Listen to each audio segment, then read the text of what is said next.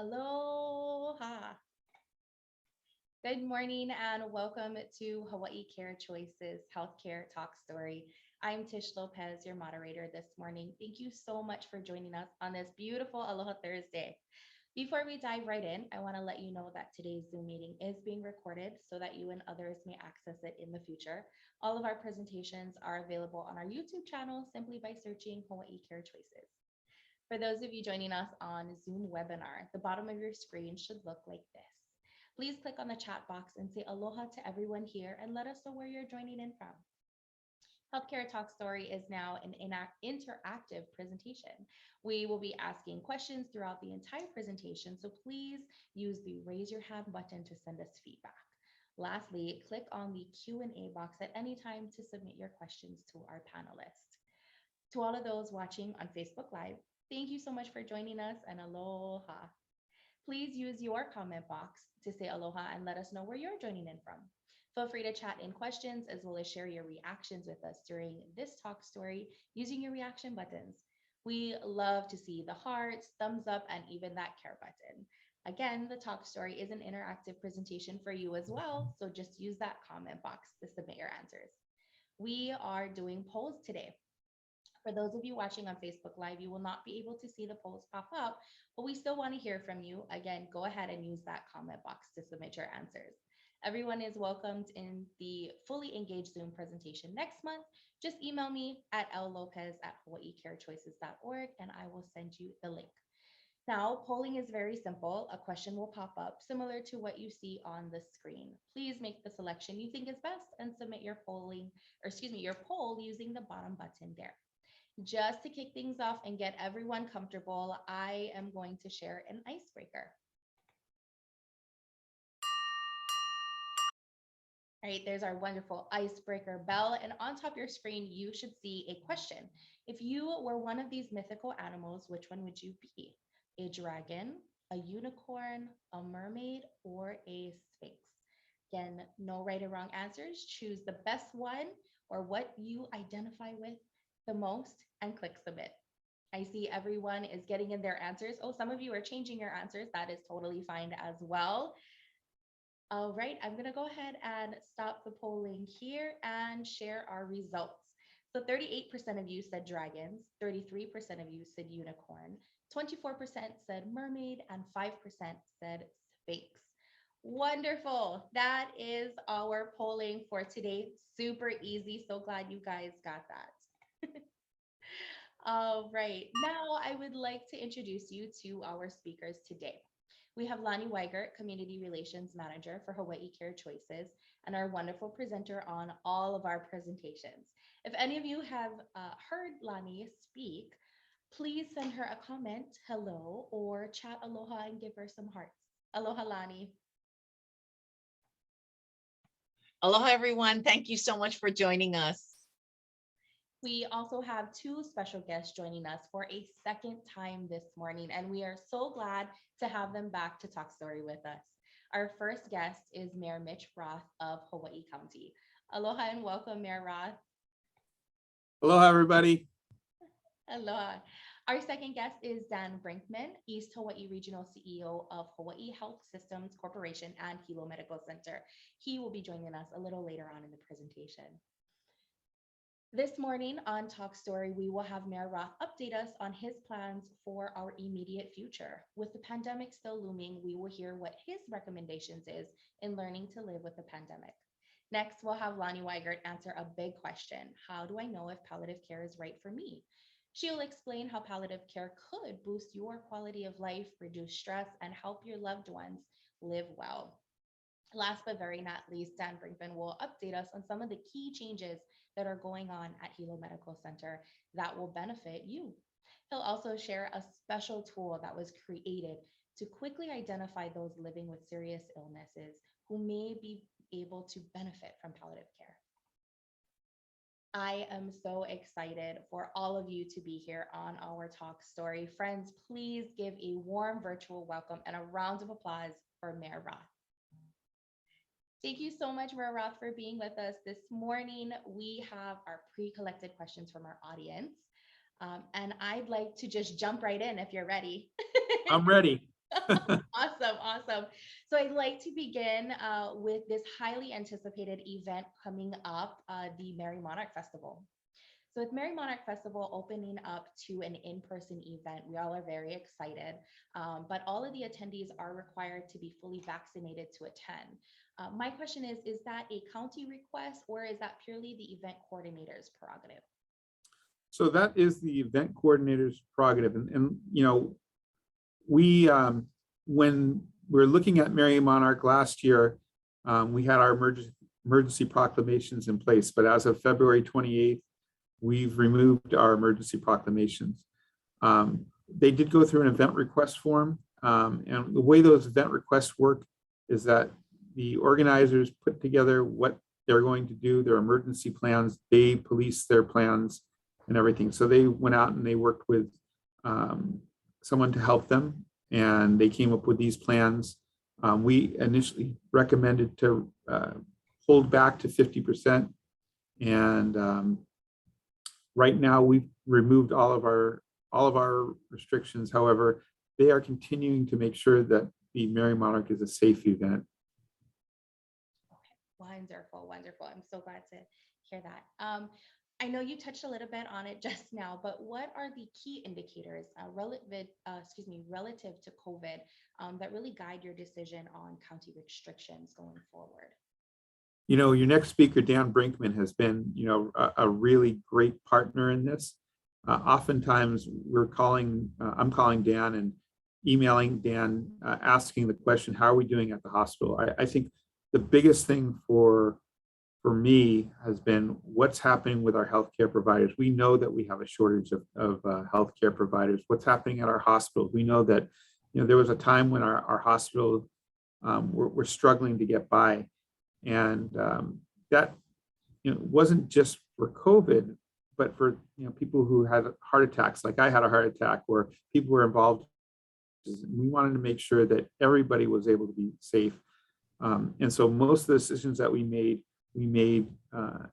in partnership with people like Dan and the hospital, and you know, Mark Mugishi from HGEA, Ray Vera from Pacific Health. We didn't make them in a bubble. We're asking the community and others what's best for our community. Wonderful. Thank you so much for sharing that, Mayor. I know there's so much that goes into that. My next question is, how does Hawaii County plan to invest in the health literacy of our island's communities? Switching gears a little bit.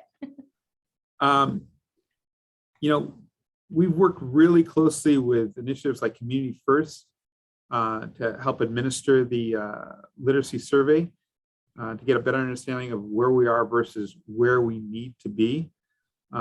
We're committed to reviewing the results and taking whatever action we can to address some of the longstanding issues. Okay, wonderful. So I know you've identified kind of where the gaps are, but from the county's perspective, what do you see as the main gaps in healthcare right now on our island? Yeah, well, I mean, there's a bunch of them. First off, we're a big island. I mean, our island is huge.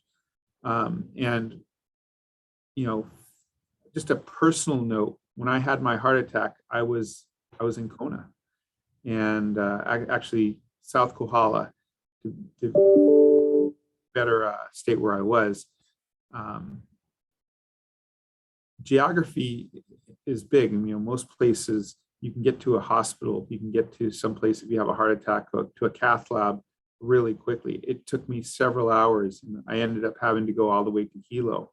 And, you know, thank God that we have a cath lab in Hilo now. Now we have a second one. I saw in the paper that they just put another one, but, you know, that's the only ones on the island right now. So I think that's one of the things that I think about. You know, geography prevents us oftentimes. And I think one of the other things that the gaps is a lack of healthcare providers. So. Okay, Well, I mean, I know that there is a lot going on. We thank you so much for answering all of these questions. And switching over, I know telehealth has been a very big talking point. So with telehealth, as it continues to be a need within our community, but again, without broadband, Wi-Fi access, and access, it continues to be a challenge. Are there any plans? And I know we asked this before, but are there any plans in motion to improve that access?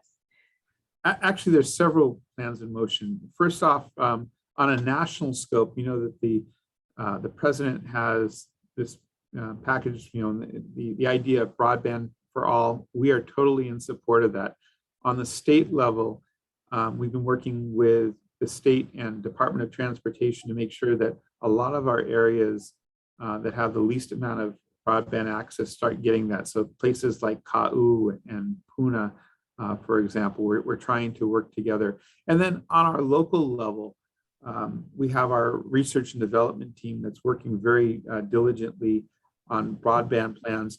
And we are really actively seeking all the grants that we can find to help improve it. You know, I think moving forward, telehealth is one of the solutions, one of the many solutions that we are going to need to really embrace. And, you know, our administration really is doing that. We're embracing and we're looking for partnerships every place we can to improve our telehealth and broadband capacity for not just telehealth, but for education, for entertainment, for everything that we use internet for, including having these meetings.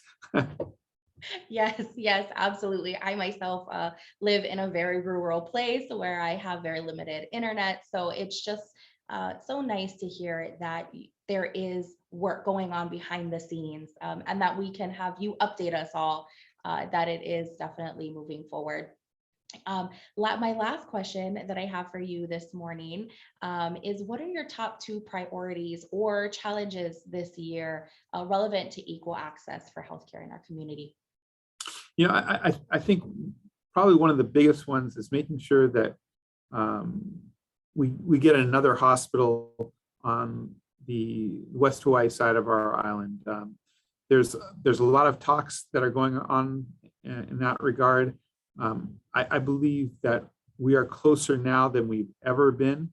There's interest. There's people that are, you know, having those communications. We want to make sure that becomes a reality. So, you know, hopefully it's not the next time I have a heart attack, but the next time somebody has, you know, a major event in South Kohala or in Waikoloa or in Ka'u or wherever, there's healthcare available. You know, I would love to see another cath lab on the other side of the island. So we're not, you know, continuing to put the stress on the Hilo side as well. The other thing is, you know, working together with our nonprofits, our health organizations, to address the long-seated health disparities in our Native Hawaiian populations. I think that is a pretty important thing for us to be doing right now. All right, wonderful. Thank you so much. I just like to say, wow, for all of the great informations and updates that you shared. It's so nice, again, to go behind the scenes for someone like me. And I know there's a lot of people on this call in regards to telehealth, having internet issues, or just, updates. It's really nice to get a sneak peek of what is happening within our county and hear the updates, changes, and your priorities as well. I really know that our community together is just learning to live safely with COVID overall, right, in these last 2 years. But thank you so much, Mayor. Are there any last comments that you'd like to share with our listeners? No, well, for the people that are on here, thank you for taking your time to make this, a priority. There's a lot of things that everybody could be doing today, but unless we have these discussions, unless we start, thinking about these things, it doesn't get much better. So I just sort of appreciate everything that you guys are doing, and it takes all of us to make a better tomorrow. So thank you so much. I just wanted to add, I got a few comments coming from our audience, Mayor, if you don't mind. You just made a comment with regard to the Native Hawaiian access. Can you expound on that just a bit more on what your thought was on that? You know, one of the things that we're going through right now is I want to say it's like a second renaissance Yeah, of yeah. Hawaiian culture and language. And it, as you look around, how do you bring people to a position that they really deserve to be in? Mhm, mhm. And you have to start by being intentional. And I think that's really important that we put the intent behind it right now. That's great. That's great. So, it comes down to the will, right? Yep. There, yeah, having the will.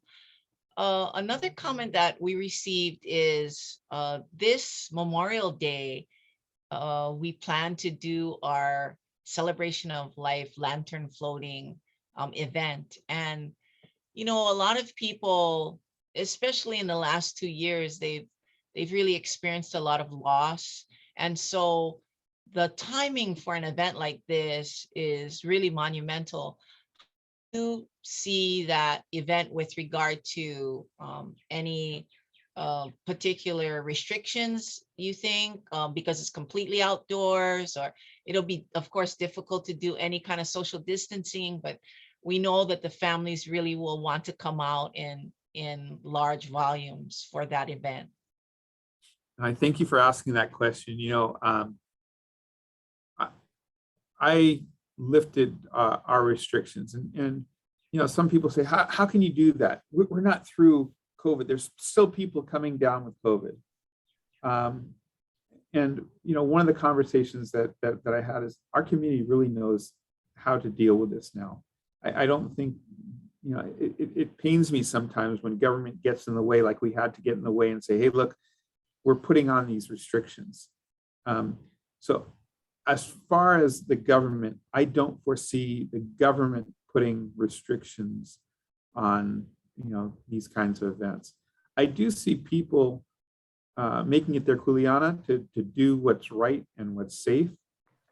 And so I think by far our, the people who live here have so much aloha that they Yeah. are going to do what it takes to make sure that, their events are safe. And, we're getting rid of our mask mandates in another couple of weeks. And that's the governor's mandates. But I would put money that you'll still see people who will choose to wear masks. Yeah. And it's like these events, people will go, but I think people will be a little bit more cautious, be a little bit more respecting of each other. And Yeah. so I'm really hoping that we don't have to go back to, doing things, that we don't have another outbreak. I think we're pretty much into the endemic already. Yeah. And, but I think that asking Dan these questions, because he's the guy I go to for advice, it's probably a good place to go. Yeah. Thank you so much again, Mayor. We really appreciate your time, and you're always so generous with being available to us so we can ask you these questions. We really appreciate it. And we look forward to seeing you around town as we see that you're just out and about again, Mayor. And it's so nice to see that. Thank you so much, Lion. Thank you for everything that you do. And, like I said, having these conversations are so important. So we're not making decisions, in a ball. Everybody's point of view is really important. So thank you. Thank you so much. Thank you again, Mayor. We'll let you go. We know you have a busy day ahead, but appreciate you stopping in for us. Thank you so much. Aloha. All right, friends, that was so great. I mean, it's so nice to hear all of those updates and really get behind the scenes from our guest speakers. And so thankful for Mayor to coming on again to our talk story for the second time. So that was really great. Our next presenter this morning is Lonnie Weigert. Please give her a virtual round of applause as we listen in and learn how palliative care could boost your quality of life. Aloha, Lonnie. Aloha, aloha everyone. And you can minimize your camera on the side, because if it's covering any part of the screen, just don't worry, I'll still be here. You don't actually have to see me, to hear me. So don't even worry about it. The other thing is, isn't that so cool? We're gonna have the celebration of life. I mean, you heard Mayor say that, he's lifted his restrictions. And so you folks go ahead and put it down on your calendar, May 28th, Saturday. We plan to have celebration of life out at Reed's Bay. It's been 2 long years that we've been holding that position with regard to doing a virtual event. And now you'll all be able to come out in the beautiful sunset and create such memorable luminaries. And we're going to have the Walk of Remembrance, which will be from one end of Reed's Bay to the very beginning. And it will be such a beautiful, beautiful event. And this year, we're going to do a special tribute to our very, very good friend and super hospice advocate, Mayor Billy Kinoy. So you won't want to miss that. That's again, Saturday, May 28th. So let's get started. We have so much to unpack here. So reasons why palliative care can help those living with serious illness. So I'm speaking to everybody that might be dealing with a serious illness, or might know friends or family that are dealing with it, or might be a caregiver. So listen in, because people aren't really sure, what is palliative care? So palliative care is actually very, very specialized care. On the mainland, they've had it all over the place. Here in Hawaii, even the word palliative is just so foreign, but really to palliate means to soothe, to relieve, to alleviate. And this is specialized care, an extra layer of care that we add on top of the physician's care as well. And why is that? We can provide this care at someone's home.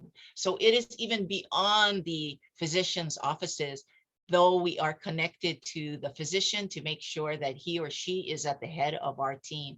So again, palliative care, very specialized care, because we focus in on providing relief.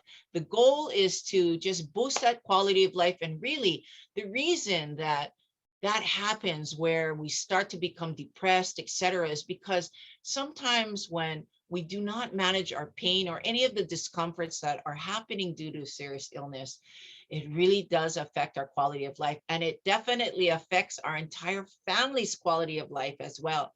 So really, when palliative care is called for, I tell you, the earlier you can get it, the better it is. That is really the key for both patient and the family. Friends, we're now entering the interactive part of our presentation. So just a friendly reminder for those of you on Zoom, use the raise your hand button or the chat feature if you have, or the chat feature, or if you have any questions, please click on that Q&A button and Lonnie will answer it during her presentation. Awesome. Thank you so much, Tish. So what are some of the serious illnesses? So some of them are listed here, but we even have advanced lung disease, as well as advanced kidney disease as well. I mean, we continue to keep adding more serious illness diagnosis on here, because that is the need of our community. It continues to just really be revealing itself on the needs that we would like to answer. So that's what a serious illness is. Normally, when there's a specific condition, there's also a higher risk of death. Normally, it immediately impacts a person's life and their family's life in a negative way. And there's often a strain that's put on the family, particularly the caregivers, because of all of that care and need that's required. Give me a yes if you know someone that could benefit from palliative care. My shout out really goes out to the caregivers. When you really think about it, you know, helping somebody with their medication, getting them out of bed, helping them bathe and all of that. These are all unpaid tasks that we do, but that we just naturally do. And so this is not an easy responsibility that we take on, but yet we do it unconditionally. And so my hat's off to all of the caregivers out there, because that is not an easy job. And for palliative care, we will come to your home and not only see your loved one or whoever is ill at the home, but also you as well with education and with different ways to help you really deal with helping somebody at home and caring for them, because we were never born with these skills, but boy, when it happens, it really does call upon each of us. Raise your hand if you would like this type of service for your loved one. Okay, so let's talk about, there's palliative care and there's hospice care. So palliative is a very large umbrella, and hospice is actually a subset of palliative care. So it is the highest level of palliative care that anyone could ever receive, but it's also on the same care continuum. So what happens is palliative and hospice care, they both relieve suffering, and the care can be delivered at home. It also improves quality of life, both of the types of care, and both we create a plan of care. And this plan of care that we create is created with the priorities and the values of the patient right at the center, because it's all about them and their choices first. Type yes if you understand how hospice and palliative care are the same.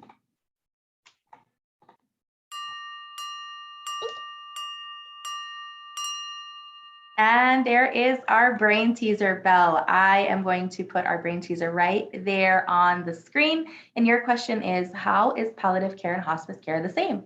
Both relieve suffering, both can be delivered in patients' homes, both improve the quality of life for patients and their families, both create a plan of care, or all of the above. For those of you watching on Facebook Live, you will not be able to see the polls pop up, but we still want to hear from you. Feel free to put your answers right there in the comment box. Everyone is welcome to join in the fully engaged Zoom presentation next month. Just email me at llopez@hawaiicarechoices.org and I will send you the link. Wonderful. We have 100% of you engaging in our polls. I'm going to go ahead and end it right there and share the results. So 100% of you said all of the above. Yay! Give yourselves a clap. Great job. Thank you so much for engaging in our polls. Back to you, Lonnie. Oh, thank you so much, Tish. Oh, we have such a smart group. I love when you folks are just listening and just absorbing it. Oh, can you imagine if all of the people that's on this Zoom right now would just go and tell one other person, just one other person about it? It doesn't matter how much I say these things, there's still so many people that have never heard about palliative care. And I hope that at some point we can close that gap and more people can get the care that they need. And really, it's all about getting that right care at the right time. So reasons why palliative care can help. Well, first of all, it puts the patient and the family in control, because a lot of times with all this discomfort and unmanaged pain and all that, I tell you, it makes you feel like you're just going crazy. But once you get a palliative care team coming into your home and really teaching you and educating you about palliative care and all the different things that you can do, puts the control right back in your hands again. And we do, again, create that plan based on the foundation of the values and the goals that a patient has. Raise your hand if you or anyone you know would like to take control of their care. So another reason why palliative care is awesome is it helps to reduce pain. So, if there's a loved one that is dealing with cancer or congestive heart failure, any of the really serious illnesses, lung disease, there's always pain associated with that. And if you go on and unmanaged, and it just goes on unmanaged, a person becomes quite depressed over time. And then before you know it, there's no quality of life left. So really, we come in and we not only help the patient manage all of that, but we provide the education as to why they're taking these certain medications, and also more about the disease that they're dealing with, because oftentimes choices are really the gift that we give to every patient. Would you like this type of care delivered in your home? Type yes or no in the chat or comment box. Another reason why palliative care is awesome is because we will come in and we will provide support for not only the caregiver, but for the family. So especially when palliative care at the highest level comes in, which is hospice care, oh my goodness, the amount of support even doubles. So caregiver support, family support, it really affects everybody in the family when somebody is dealing with a serious illness. Again, early sign up is key. You know, just looking at mom or looking at auntie and thinking, oh, she probably could use some additional support. Boom, please call us. Because a lot of people, when they tell us, we're so grateful you came and helped, the very next thing they say, and I wish I called you folks earlier, but we just didn't know. So let us come in and help you, because we know how. We're the experts. All right, friends, please type true or false in the chat. For those living with serious illness, signing up early could ensure quality of life for patient and caregiver. Again, true or false. Type that right there in the comment box. So, you know, dealing with any kind of serious illness is going to cause stress. It just is. There's just so much stress around it. And it's largely because a person doesn't feel good, but then it happens to the entire family as well. So really understanding why there's certain symptoms that are happening depending on whatever the illness is really does help people, again, make the choices for themselves. And oftentimes when they get back that kind of control, you know, and find out with regular feedback, why is this happening? Why do I feel like this? All of this. I mean, it's like almost having, you know, your own private care team, because that's exactly what happens. So palliative care, again, will help relieve stress for not only the patient, but for the whole family. If you think these additional services increase the value of palliative care, raise your hand. So a lot of times people will be told at the doctor's office, you're diagnosed with this. Sometimes they're not even told. They just know that they have a serious illness. Well, most people are raised in a way where they want to be good patients and not ask a lot of questions. I mean, I remember going to the doctor and, you know, getting the look from my mom, you know, like, don't ask too many questions. We need to get in and out. So that's what happens, is that people come in, they don't really ask a lot of questions, but as a result, when they go home, they don't really understand what's going on or what to expect going forward. And having a palliative care team really does ease all of that stress and fills in the gap of the unknowing. So, like I said, the earlier you sign up, the easier it will be. And that is the key. All right, we want to hear from you. Is it helpful to understand about your illness? Type yes or no in that chat box now.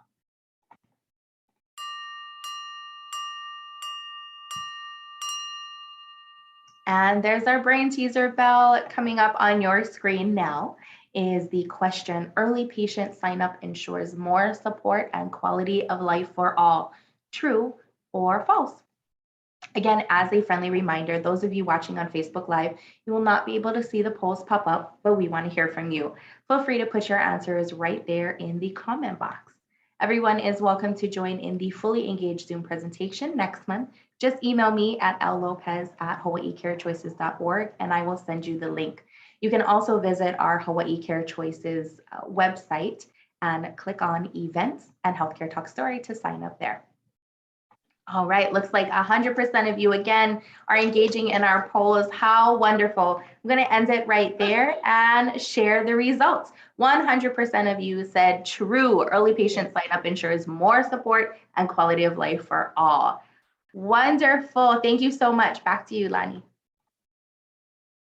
Thank you so much, Tish. That really warms my heart. Remember now, if just one of you just tells one other person, you can imagine what kind of ripple effect. This is so amazing. You guys are totally getting it, that early admission is the key to all of it. So again, why? Another reason is, a lot of people don't have an advanced healthcare directive. It's the reason they don't have it is they don't know that they should have one.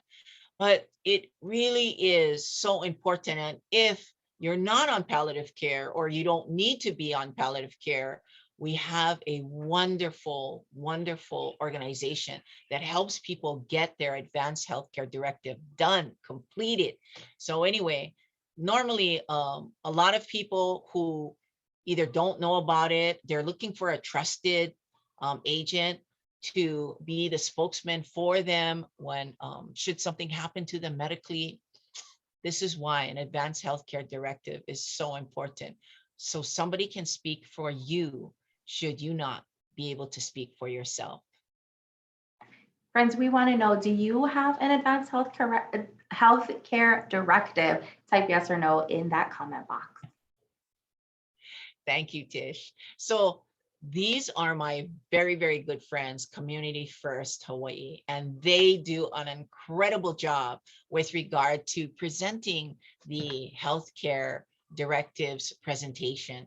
And what happens is, whether you join them on Zoom or come to them in person, you will be able to walk away with a completed healthcare directive. And so the importance of having one really is there's no better gift that you can give your family than a completed advanced healthcare directive. And it's free on top of that. And the reason is I have seen so many situations at the hospital where something really tragic has happened, whether it's a car accident or what have you.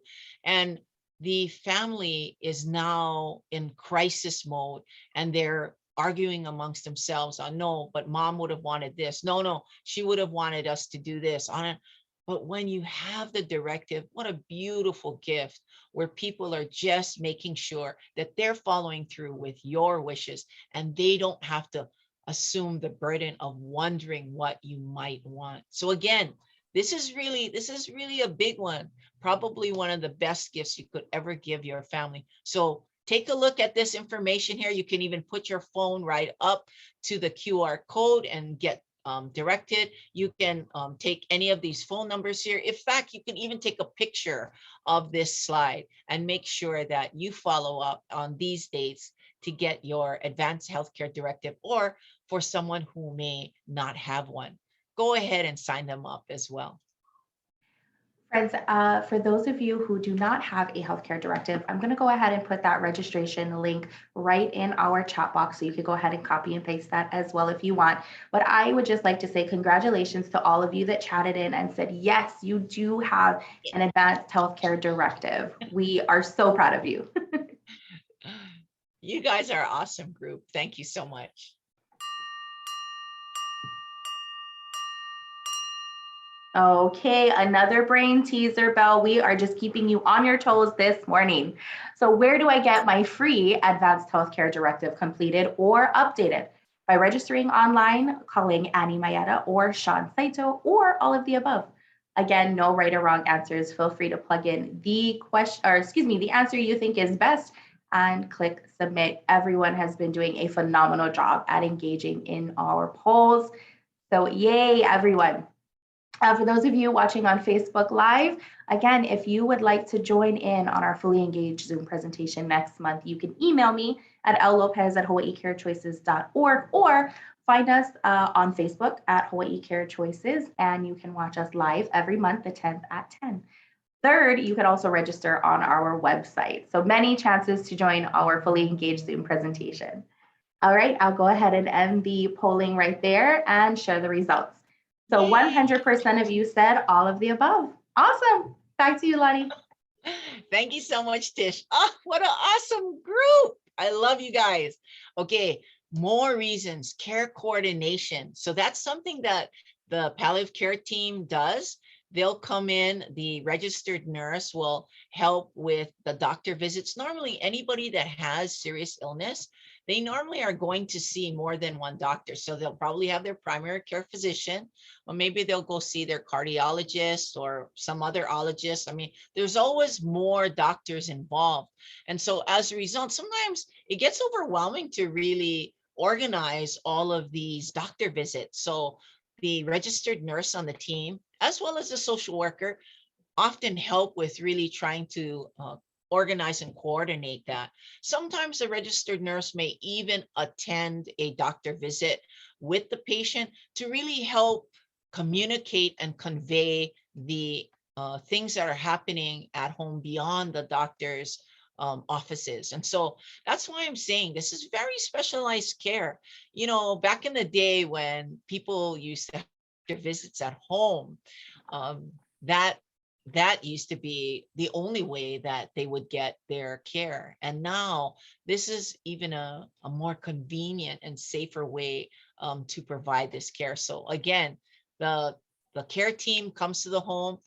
This man and woman here that you see that's doing the balancing act with all of the medication jars, that is actually no joke. I mean, we have gone over to people's homes and they have more than 50 jars of medication on their coffee table. And the reason they have that many is because sadly, the way that the medication system is currently is that you could go to your primary care physician and get medication. Maybe there's some incident and you go to urgent care and they'll get you medication. And then maybe, you know, a week or two later, you have to go up to the emergency room and you get medication there. And then you also go and do your regular appointment with your cardiologist and get medication there. So you see how it can be coming from all of these different places.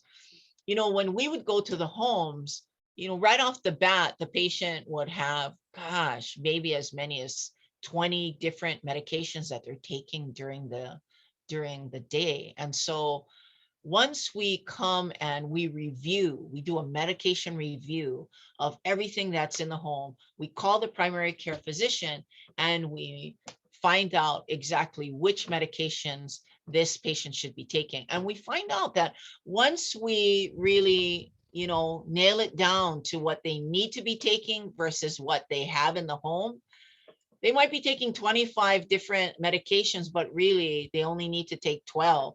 That is a considerable difference.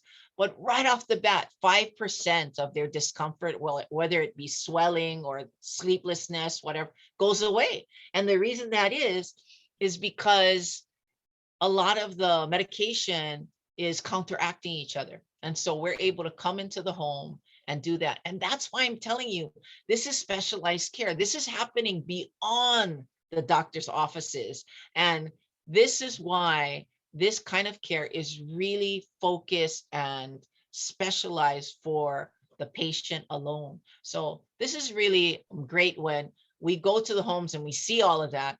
We see that nobody is throwing away any of their medication too. Some of it belongs to the deceased ex-husband. Some belongs to the adult children that no longer live in the home. And then there's a good portion of it that's expired, but it's still there too. And what ends up happening is amongst all of the different things that a patient needs to do, it becomes overwhelming. So after a while, they can't decide which, you know, medication they should be taking. So then they start doing novice diagnosis and telling themselves, oh, you know what, my neck kind of has a pain. So, you know, Doris took this one, so I'm going to take that one now. And I mean, the danger of it really does exist. And so the team comes in again and we do that care coordination that also includes medication review. All right, friends, we want to hear from you again. If you are enjoying this interactive presentation and very informational presentation, please send us some hearts. Good. Another reason for palliative care is that it can really help reduce not only visits to the emergency room or urgent care, or even going to the doctor more than you need to. It really is about learning about the disease that you or a loved one is dealing with, and then learning how to cope and manage it at home so that there is there's definitely a less need to even go to, the doctor or the hospital or urgent care, all of that starts to really minimize. And that's a wonderful thing, because it's super stressful to have to go up to the hospital, or maybe even on an ambulance ride there too. So again, why palliative care? To help reduce those visits. Lonnie, we have a question from our audience, and this person asked, do you need a PCP to get palliative care? Yes, and the reason is because the primary care physician, that's what a PCP is normally the lead on our palliative care team. So a person doesn't have to ever leave their their primary care physician. The physician is just brought right into the loop, and we are an extension of the primary care physician's care, and we provide that care at home. As a follow-up question, can a primary care physician be obtained after being admitted onto palliative care services at Hawaii Care Choices? Normally, we can help the patient look for that primary care physician if they don't have a medical home. That's called a medical home. If they don't have a medical home already, then we will do our best to secure that for them. So then again, we're all going to be a complete and whole team together. Wonderful. Thank you so much, Lonnie, for answering that question.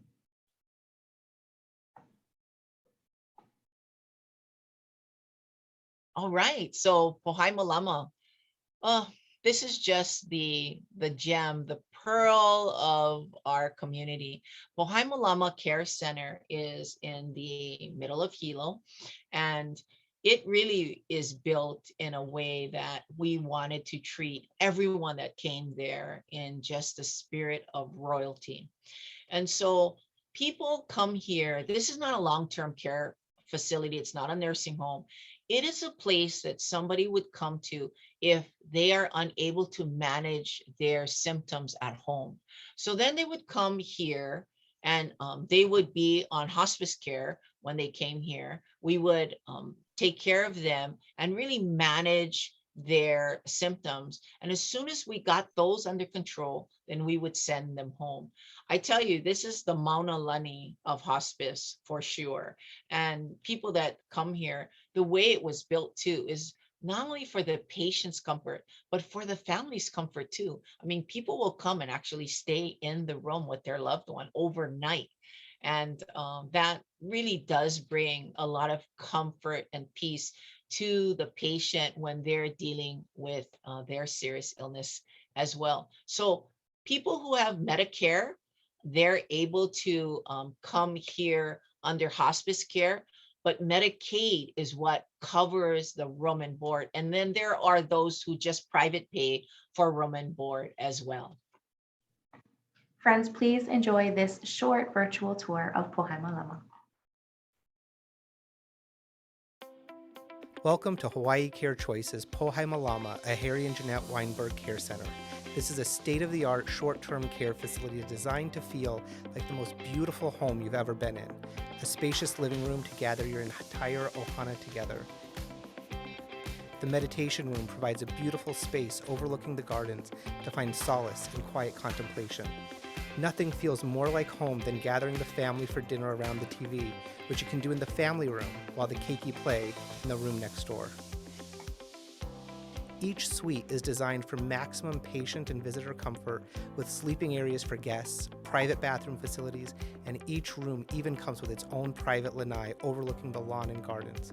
When you or your loved one are in our care and you need some extra care, there's no place like Pohai Malama. For more information, call us at 808-969-1733 or visit us online at hawaiicarechoices.org. Thank you so much, Tish. I saw that we had a question. Did you see that, Tish? Yes, I did see it. So the question is the room and board cost at Pohai Malama. So the cost can differ depending on what the insurance is. So the best thing to do is to actually call call us at the 969-1733, and then they'll ask a couple of other questions with regard to the insurance and tell you what the private pay will be. Thank you so much for that question. So again, reasons why. Another reason is there is a very, very smooth and comforting transition as we move down the care continuum, meaning the smooth transition is where someone is ready for a higher level of care when it's needed. So say now a person, was a bit more active, you're still going down to the canoe race, and, you're still taking the trip to Oahu and all of that other stuff. Well, now as the disease continues to naturally progress, maybe there's more care that is needed when someone no longer wants to get out of bed or sleeps a lot or starts to have other physical changes about them. Then what happens is that sometimes people decide that maybe curative treatments such as chemotherapy, radiation, different types of surgery, maybe that's not really what a person wants anymore. And once comfort becomes the top priority, then people normally start to transition into the highest level of care, which is hospice care. And normally, in order to qualify for that level of care, is where the primary care physician makes his or her best guesstimate of a life expectancy of 6 months. All right, raise your hand if you would like quality of life for your loved one. So really, the point of palliative care and hospice care is that it provides so much support. And remember, I told you that every time we will get, just notes of gratitude from families who we have come in to serve. And, the second thing they'll say is, oh, but I wish I called earlier. And it's because I could have used that support earlier. And this was the other thing too, is I remember when my mom, or actually when my dad was sick and he had congestive heart failure, all he did was tell us that, he just wanted to pass it home. We thought, piece of cake, we can do that. But then one evening he couldn't breathe and the ambulance came and got him. And then by the time we got to the hospital, he had already passed. So that was really an epic fail on our part. We felt really sad that we had no heads up, about it. I think that was the part that was just so shocking to us. Then years later, when my mom was diagnosed with lung cancer, they actually said to us, your mom can have hospice care at home. And we said, what is that, hospice care? And then he explained to us and everything. And we thought, wow, this is just amazing to get so much benefit and have it covered under Medicare, 100% of it covered under Medicare. And this is when we found out that just having that hospice care provided so much support for our entire family. And, it allowed us to really deal with a lot of our feelings at that time, because there was a lot of sadness around, just the anticipation of, when mom will pass and all of these things. They had such a great team that came to my house and my mother's to really share with our very large family about, dealing with all of the different fears and anxiety and other things that we were concerned about. And it really gave us the know-how to care for mom in such a loving way, along with all the equipment as well. She had a hospital bed, she had the oxygen, even things that she didn't need initially. All of that was included in this very robust benefit that we had no idea about. But when it came to mom passing, and after reflecting, we realized we couldn't have done it without them. All right, everyone, please give your hearts over to Lonnie. Send her some hearts for just sharing her personal story.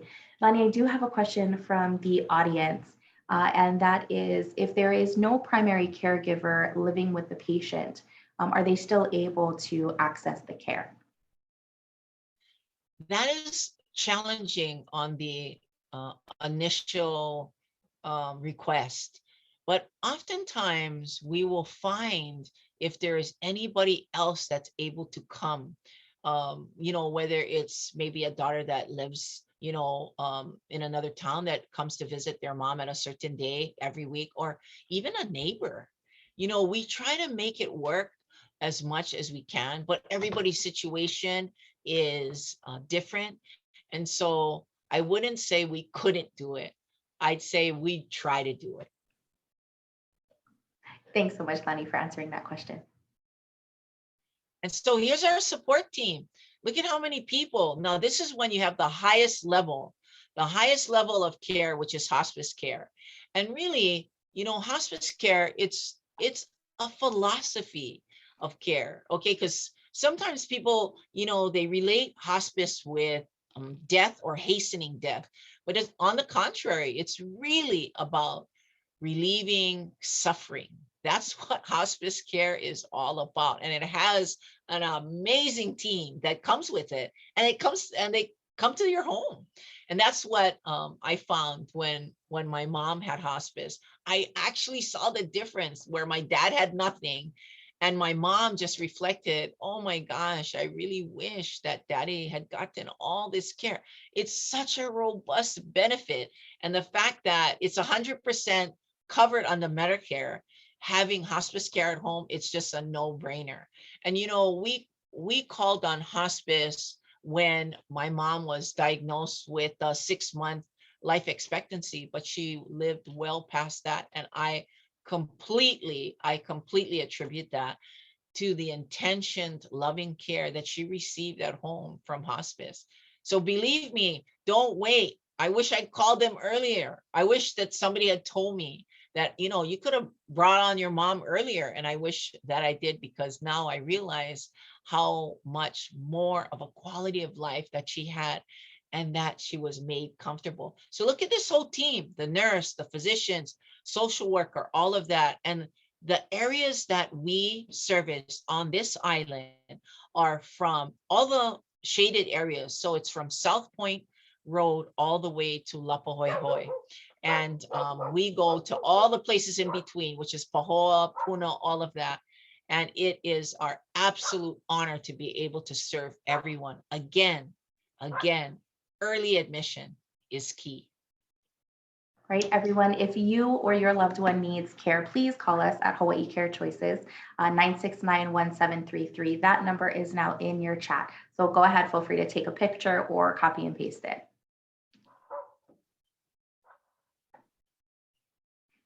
Okay, so people will ask on palliative care.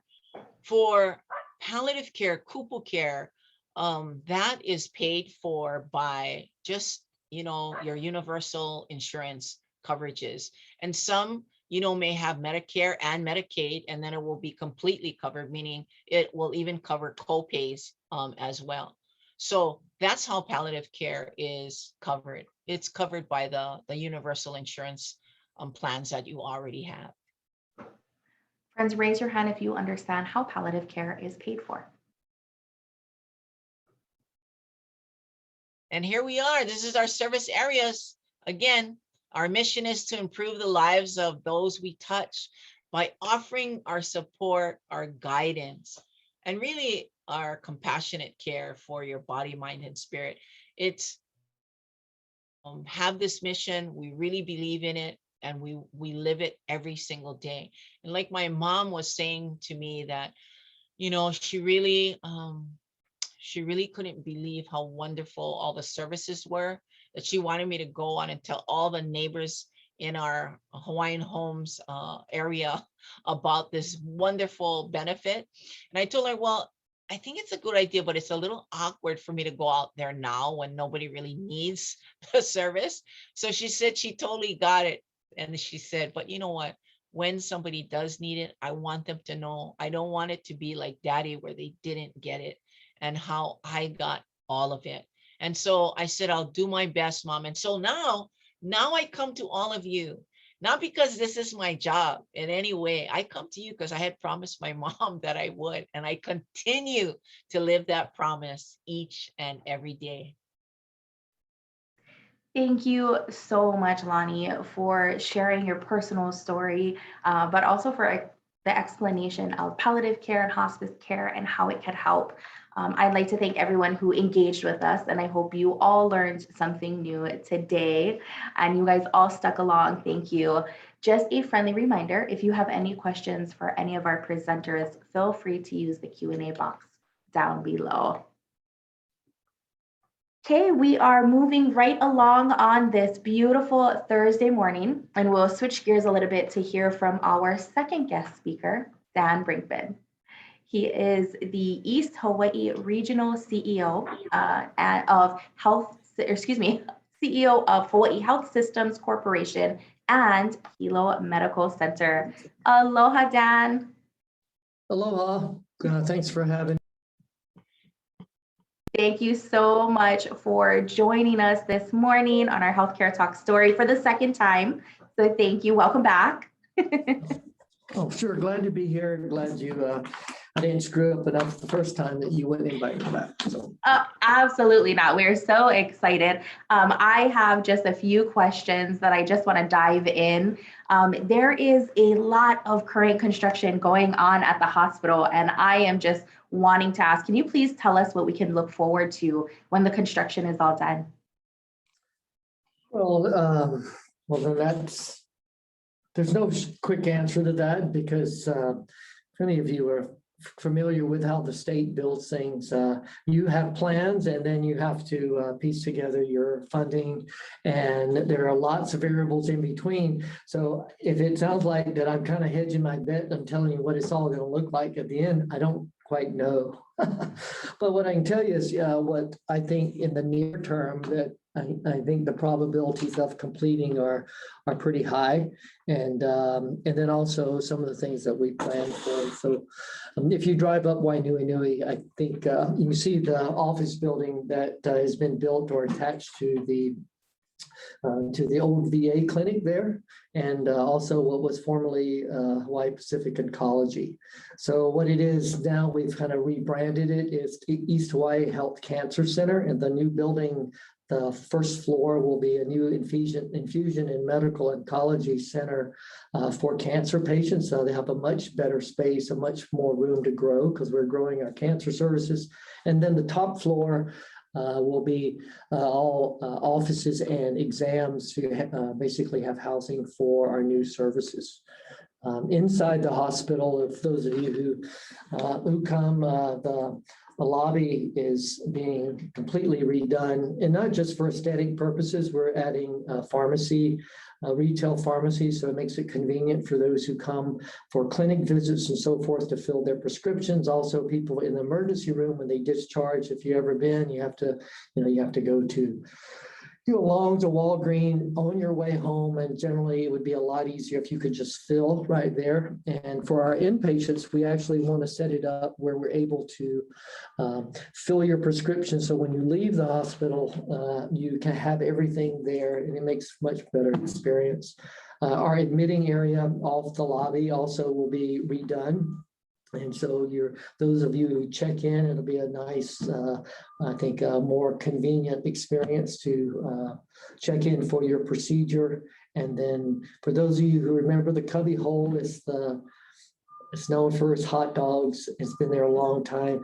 It's going to still be in the same spot, but it's getting a kind of a total redo. So it's more of a modern food service place. So all of those things I think will be will help complete the whole first floor, because over the last 5 years, we've had this vision for the first floor being very all dedicated to patient services to make a great outpatient experience, because it's right off our parking lot.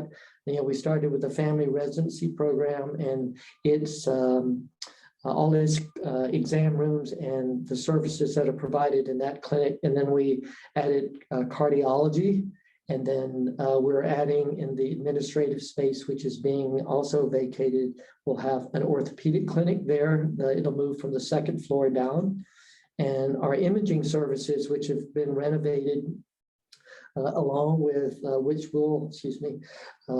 and also modernized, will kind of make it all a up there for patients. So I think the idea is to really have a good experience, make it really convenient, and basically also make the place a lot more modern because it was built almost 30 years ago. So I think the visuals will be really nice, but I hope the services are really great too. I could keep going, but then that means I might monologue for a half hour. There are other plans and larger ones, but you tell me when I should stop or keep going. Well, I am just so excited. That is so many changes, and there is a lot of construction that I pass by, but it's so exciting to hear how much updates and new things that we can have look forward to at our Hilo Medical Center. But yes, I would like to ask you to dive into even future plans in construction at the hospital or future services than what you already, what we already look forward to, but we really want to see behind the curtain. What do you got coming up? So I don't know, for those of you who followed this, we've been promoting in the community and with our legislators the need for expanding our ICU. So overall, the hospital's grown. I mean, if you think about it, it's the same size it was back in 1985. So it's really time for there to be actual growth because we're outgrowing the building. It's full. Our units are full, our ICU's full. And some of that is because of the population growth, but others are because of the services that we're providing. People have less reason to have to go off island. And all those, drivers cause or generate a need for more space, more building, more infrastructure.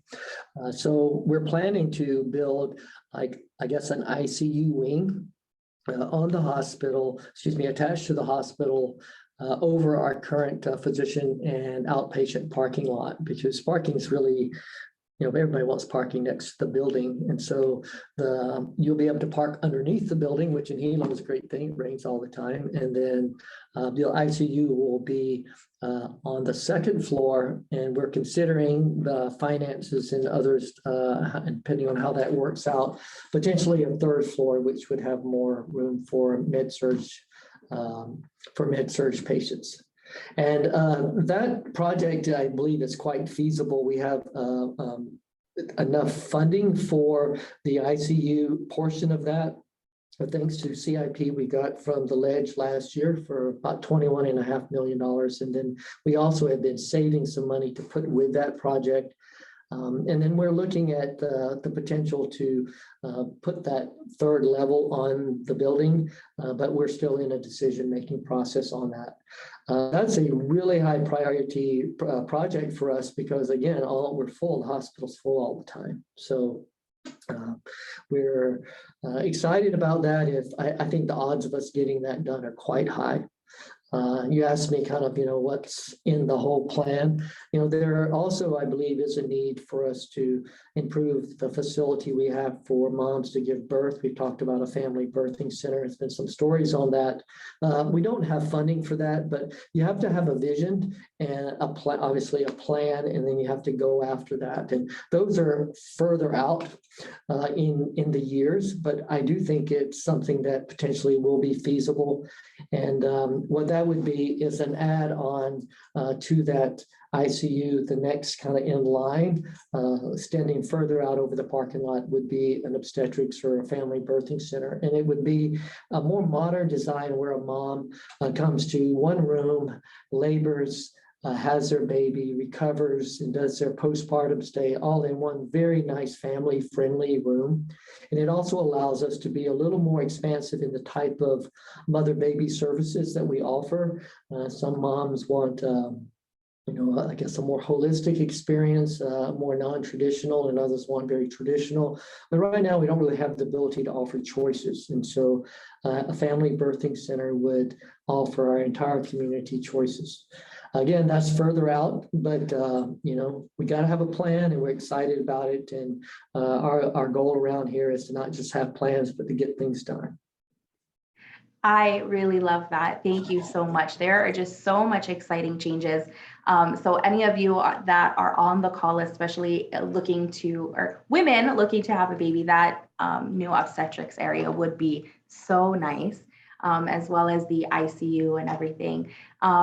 I know that the intensive care units were were filled during COVID-19. So going back, how did COVID-19 affect the hospital and how are you managing it now? It certainly had a large impact on us.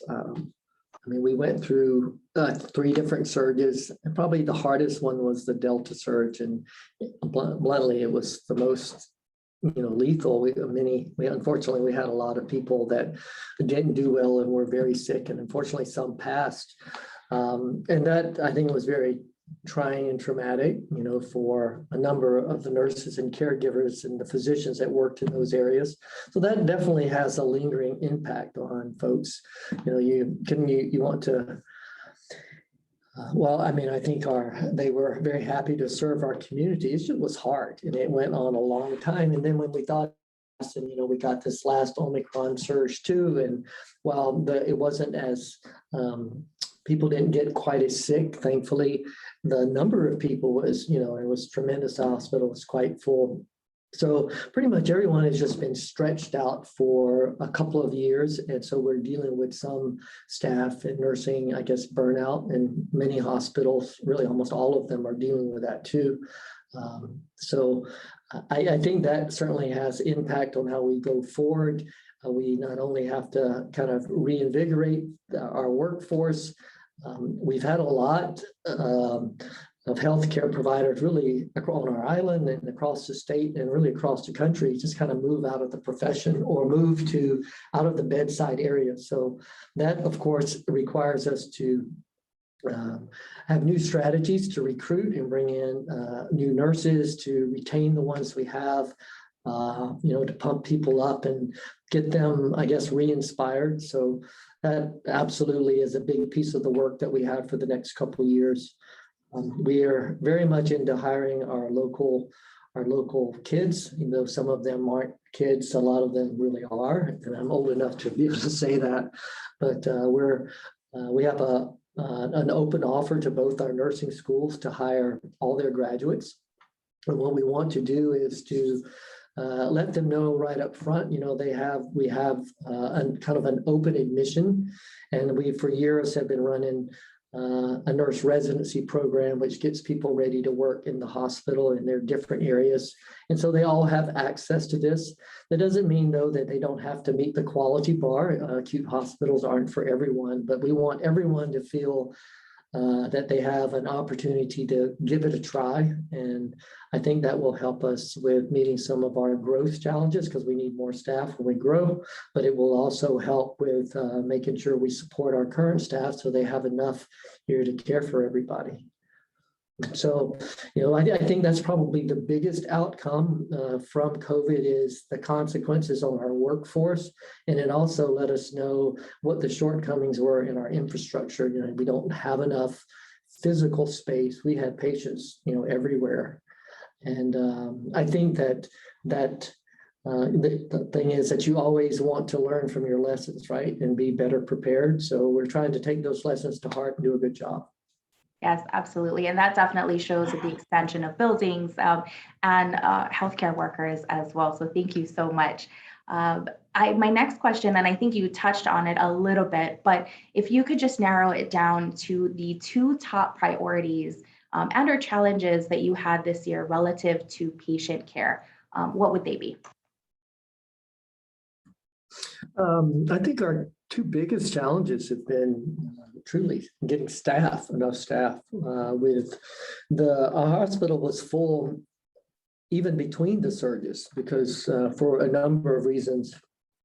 I think the demand on our services is high and is going to stay high. And, having adequate staff even outside of the various surges, we were lucky to get FEMA or travelers and others to come in and help during those surges, which we would have been totally hosed if we didn't have that help. But even regardless of that, being able in this really kind of challenging workforce time to get enough staff to just meet our basic needs is, it's a big challenge. It was for the last year especially, and I think it will continue to be a challenge.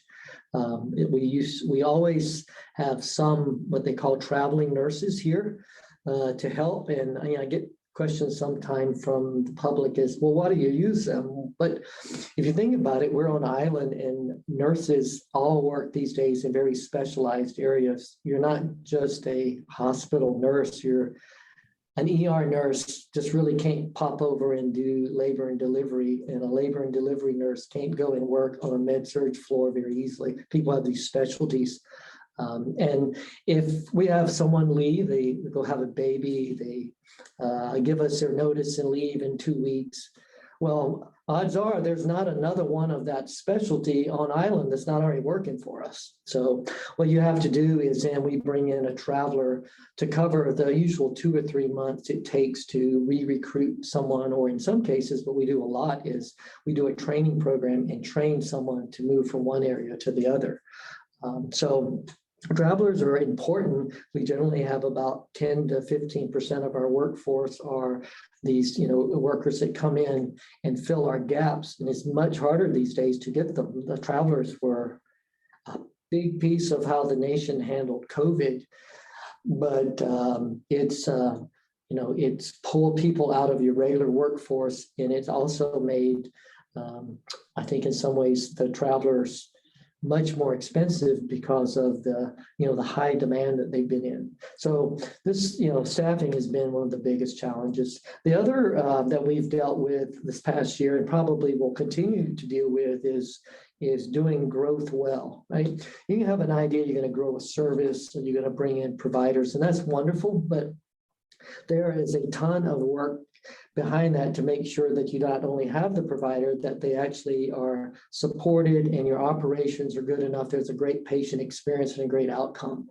And that's not easy, especially if you're growing quickly, because not only do you have to hire and train the staff, you have to settle in the new service, you have to deal with all the it's you have to set up all these new businesses. Really, they're part of our larger one, and it had really that's a challenge, a good challenge to have, because I'd much rather be growing than just dealing with the status quo. But you asked what the two biggest things that we're really, I guess, focused on or maybe challenged with, and so it's growth and staffing. Well, that's why they always say growing pains, right? There is, but That's absolutely right. Yeah, you're right. Yes, yeah, no, absolutely. We totally get that. Oh my gosh, Dan, thank you so much for sharing all of these new and exciting changes happening at Hilo Medical Center, and then your priorities and the growing pains that I know a lot of us in healthcare can relate to. And now that I pass by the hospital and see all the construction, I'm able to envision all the new services, the new buildings coming, and just the access to care that we'll have in our community is so exciting. And everyone listening on in today, you'll be able to tell your friends, hey, I know what's going on there at Hilo Medical Center, which, by the way, is only information you can get by tuning into Healthcare Talk Story and having special guests like you, Dan. Thank you so much. Lonnie, did you have any questions for Dan? I did. Thanks so much, Dan, for joining us. I really enjoy. And look, Dan, you still have hair, after the 2 years, it's still dark. I have gray. I didn't have this before 2 years ago. Yeah. Well, we all show our, war wounds, but I wanted to just ask, because Mayor Roth was extremely appreciative to you folks when he had his incident out there in Kohala. Can you tell us what was it within your facility that you had that really made a significant difference for Mayor Roth's care? Because he was thinking about, I don't know, I can't go to Kona, but he had to come to Hilo. I think it's a good question, and I'm sure when you have a prominent community member that's been very open about their experience, it does make people ask questions, and probably kind of in the context, well, what if that was me, right? So it's a little bit technical, but my understanding is he had a heart attack in Kohala, right? And then you have to decide in those circumstances what hospital you go to and what treatment is available there. And with a heart attack, you have to be treated within a time frame. People ask me, what's that about? But I'll just give you the analogy. If you've ever fallen asleep or sat funny on your arm or your leg, and then you stand up and your leg's asleep and you almost fall over, right? Okay, right? It's because the blood supply has been cut off and the muscle's not functioning well. And then you got to rub it and let the blood come back and then it works again, right? It's not that different when you have a heart attack and that the blood supply to a portion and a portion or potentially even all your heart is blocked, right? And that causes the heart attack, right? So people talk about you have a clot or something break loose, but really that's what happens. So then your heart muscle is starved for blood, and then the treatment is to, just like you would get up and get the circulation flowing, you've got to get the circulation flowing within usually a couple hours, ideally within 90 minutes, but very much so within 2 hours, or that muscle will potentially die.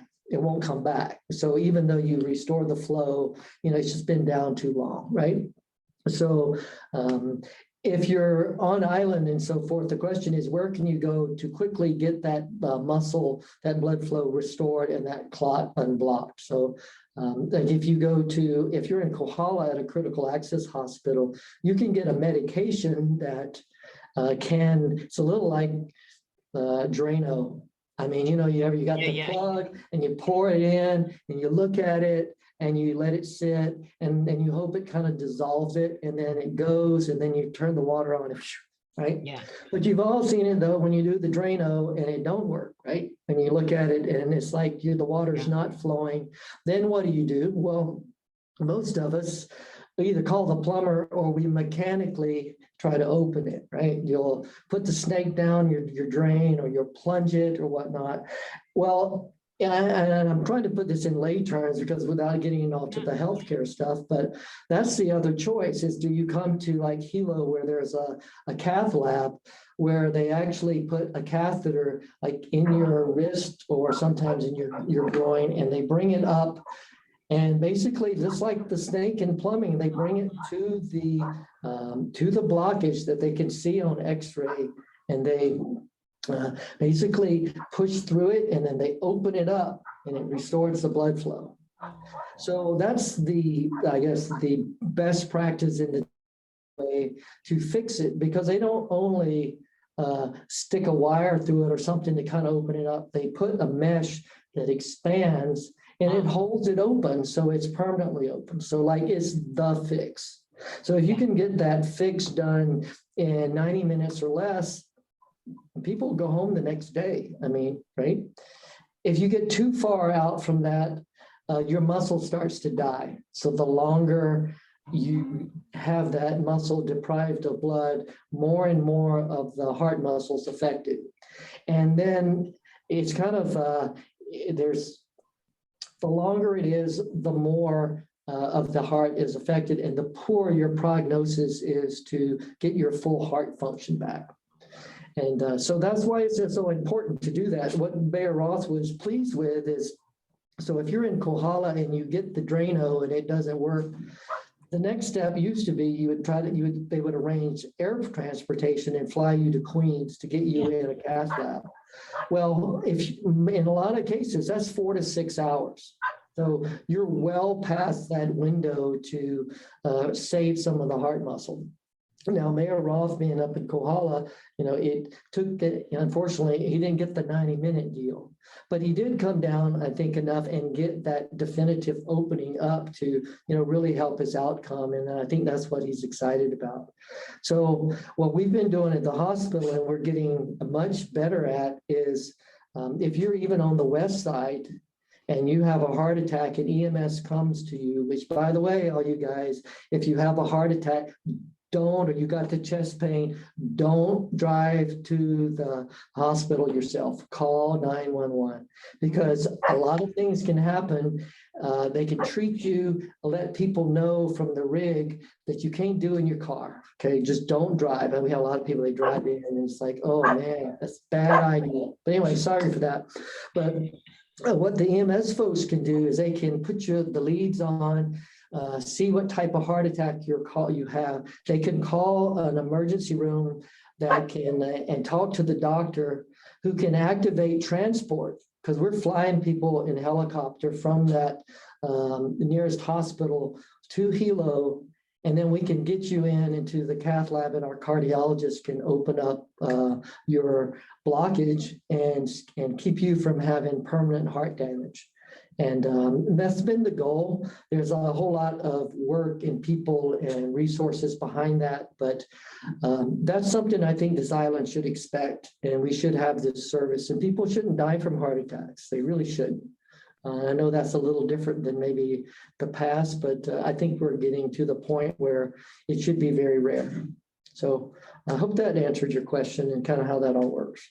Thank you. Thank you so much, Dan. And, you just really solidified where our funding dollars are going and that they're in fact saving lives. So I really, really appreciate it. And obviously Mayor Roth truly is appreciative of that as well. So we're so very thankful that you were able to join this time with us. We promised your assistant that we would let you go at a specific time, and we're going to keep our promise because she's so wonderful to us as well. And we just like to close and see, do you have any final comments before we let you go?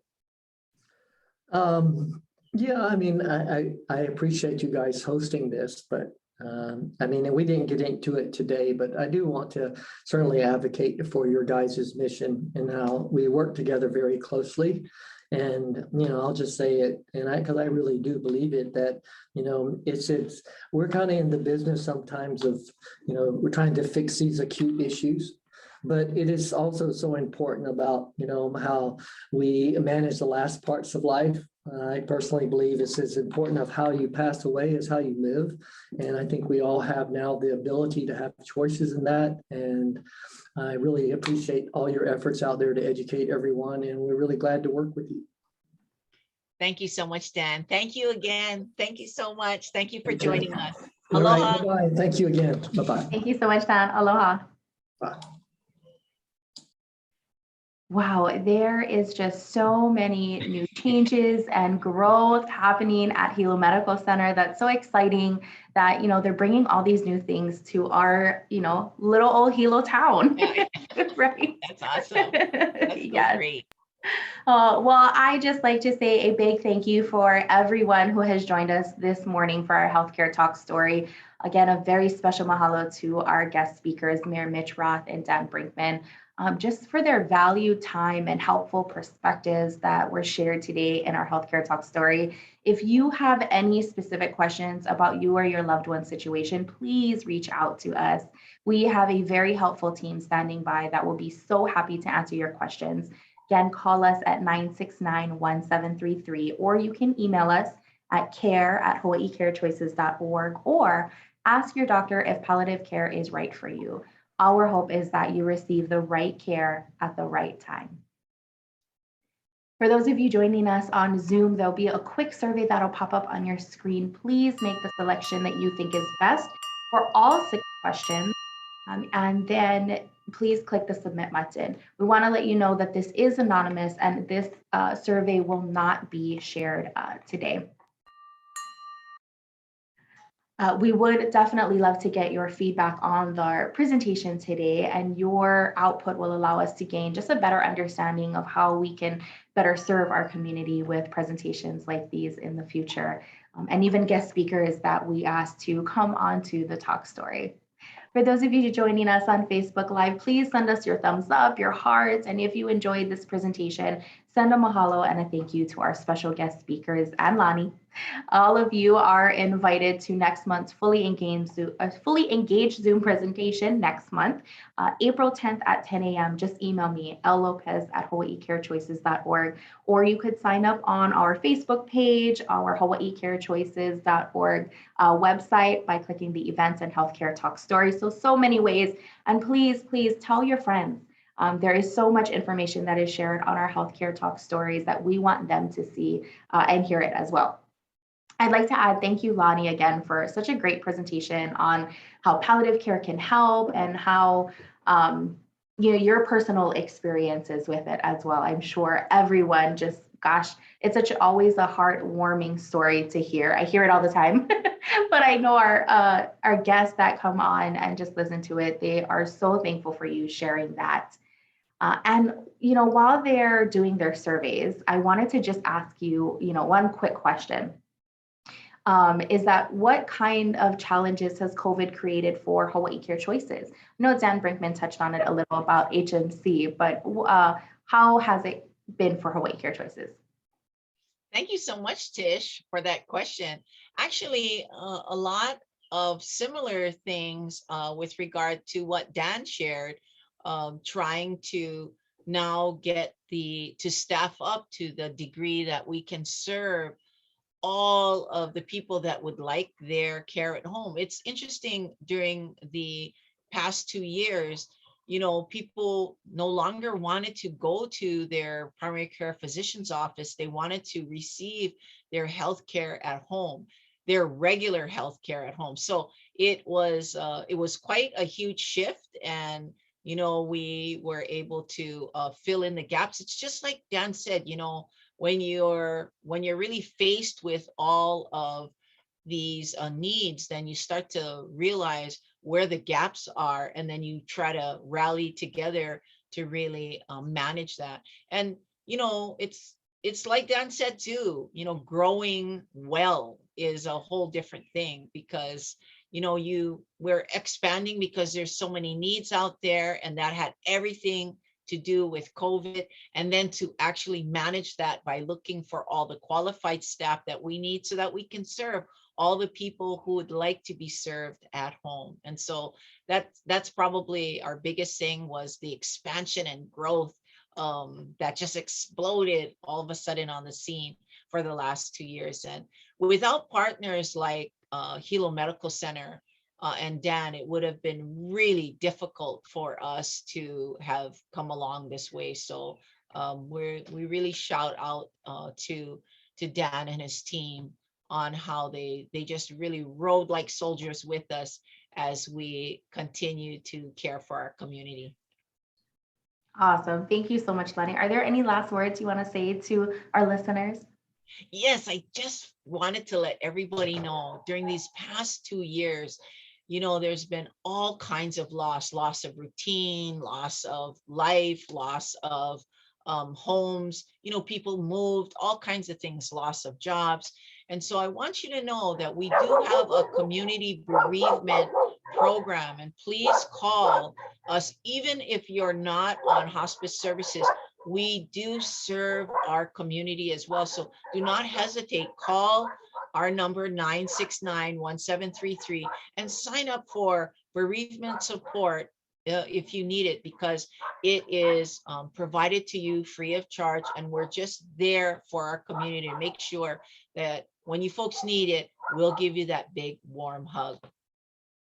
Awesome. Yes, absolutely. I apologize. We are 2 minutes over time, but you heard it right here on Healthcare Talk Stories. And even Lonnie's dogs are definitely advocating for you. If you need help, please call us. If you feel you benefit from this presentation, please let your friends and family know. Every month we are here, the 10th of every month at 10 o'clock. Just go ahead and register or catch us on Facebook Live. I'd just like to say thank you again to everyone for submitting. Thank you, everyone. Aloha. Hello, everyone. Have a wonderful day. Aloha.